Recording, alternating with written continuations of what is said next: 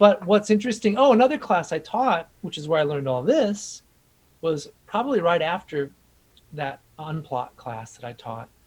It was it's called Surrealism, Madness. And it was a way of looking at sort of the schizophrenic tendencies of a text. And so we took fairy tales and we broke them down to like what about them was, what was their psychic framework in a sense.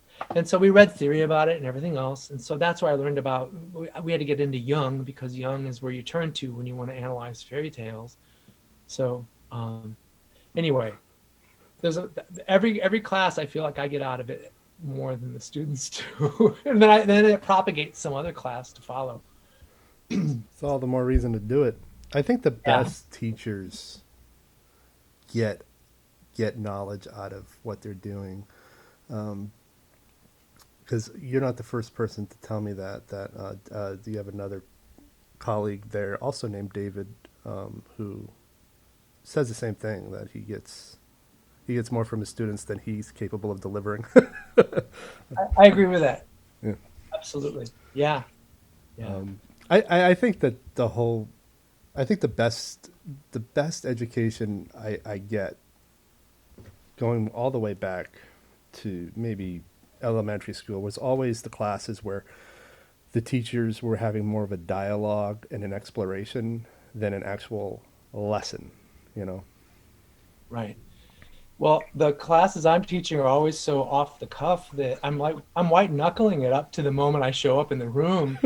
I get in there, I'm feeding off of pure adrenaline, because I have no idea what's going to come out of the things that I sort of stuffed my head full of all week. And so I might have 30 pages of notes and I won't even look at them because I'm so like running off of different synapses, but it's only because of that pressure.